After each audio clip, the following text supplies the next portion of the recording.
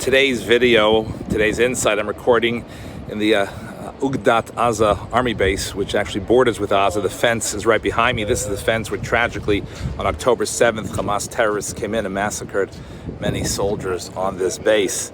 And I spent Shabbos here in Yerushalayim, and I've met some remarkable people, amongst them Rabbi and Mrs. Biston from Parkland, Florida, who have raised an enormous amount of money to purchase helmets and vests for the soldiers.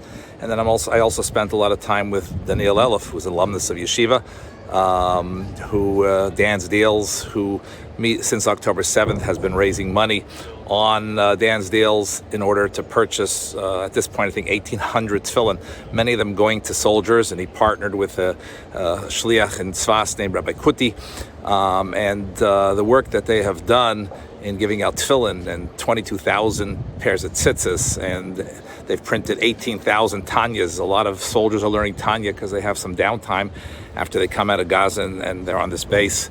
And these are remarkable individuals who just stepped up to the plate. No one appointed them and gave them the particular mission to get involved in these things, but they just did what they had to do, which brings me to a explanation of the Rebbe in this week's Parsha, where the pasuk says that Nadav and Avihu passed away because they came into the Beis Hamikdash intoxicated.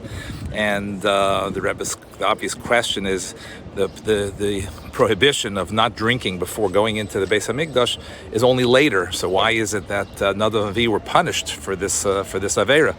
And the Rebbe says that Rashi alludes to the answer by quoting a midrash which mentions about a story with a king and Bnei Beisai, members of his household. And the reason, according to the Rebbe, that Rashi quotes the Bnei Beisai, the members of the household, is because someone who's a member of a household needs to, on their own, recognize what needs to be done. If the garbage is overflowing, the husband shouldn't wait until the time that his wife instructs him, please take out the garbage. He has to do it on his own. Likewise, in general, Nadav and Avihu should have recognized on their own that they shouldn't be drinking and become intoxicated before entering the Beis Hamikdash.